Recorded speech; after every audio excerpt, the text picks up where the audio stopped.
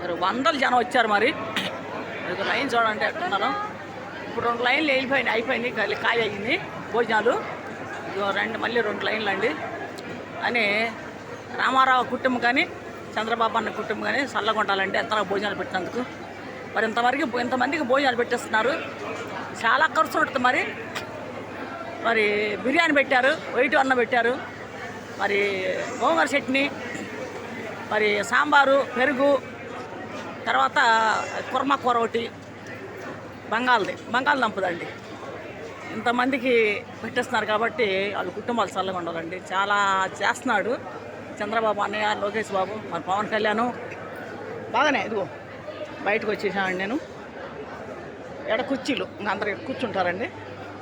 ఇది కుర్చీలు, కూర్చుంటారు అందరూ ఈ కుర్చీలు. మరి చాలామంది కూడా ఉన్నారండి. వీళ్ళంతా చంద్రబాబు అన్నయ్య కలుస్తాకి వచ్చిన వాళ్ళేను, అన్నయ్య సొత్తాకు వచ్చిన వాళ్ళు. పడిపోయినాయి. మరి నేను భోజనం చేసి బయటకు వచ్చానండి. బాగానే ఉన్నారు, బాగా జనంతో భోజనాలు కూడా ఉన్నారు. బయటకు వచ్చేసాం మేము.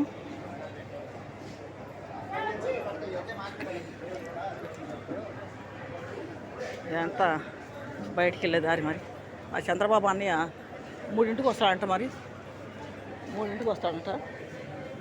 అందరూ భోజనాలు చేసి కూర్చుంటారేమో మరి తెలీదు. నేను కూడా కలవాలని అనుకుంటున్నాను. నేను మరి కలిసి సమస్య అనేది నా సమస్య అనేది కూడా చెప్పాలని చెప్పి అనుకుంటున్నా. అజ్జి మాటికి ఇచ్చాను, తీసుకున్నారు. అది పెద్ద సమస్య అంట మాది. మరి లాయర్ కాడికి లాయర్తో మాట్లాడతామంటున్నారు. అది మరి ఇప్పుడు చంద్రబాబు అన్నయ్యకి వచ్చింది మా అప్లికేషను. లోకేష్ బాబు కాడికి వెళ్ళింది, పవన్ కళ్యాణ్ కాడికి వెళ్ళింది, మరి ఆయనకి కూడా వెళ్ళింది. ఈ ముగ్గురికి పంపించామండి మేము అప్లికేషన్లు, పెట్టిన అర్జీలు. అది ఎంత చూడండి, బాగుంది చక్కగా. ఏంటి తీసేస్తున్నారు టెంట్లు మరి తీసేస్తున్నారు. మరి అక్కడ నేల ఏమో తెలియదు. ఎన్ని కుర్చీలే అండి. లోన భోజనాలు జరిగేది అంత అయిపోయింది. భోజనాలు అయిపోయింది. ఇది మేము లోన కలిసి వచ్చాం ఎమ్మెల్యే గారిని.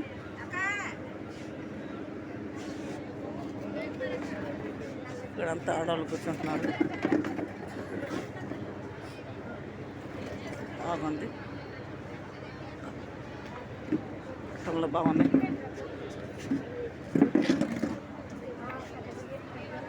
కూర్చుంటున్నారు అందరూ.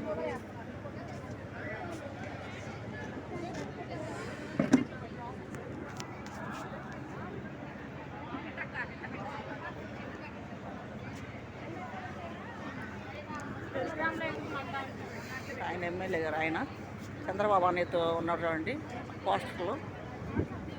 పోస్టర్లో ఉన్నటువంటి చంద్రబాబు అన్నయ్యతో పాటు ఉన్నాడు. ఆయన ఎమ్మెల్యే అంట. ఆయన్నే కలిసినప్పుడు నేను కలిసి సమస్య గురించి కూడా చెప్పాను.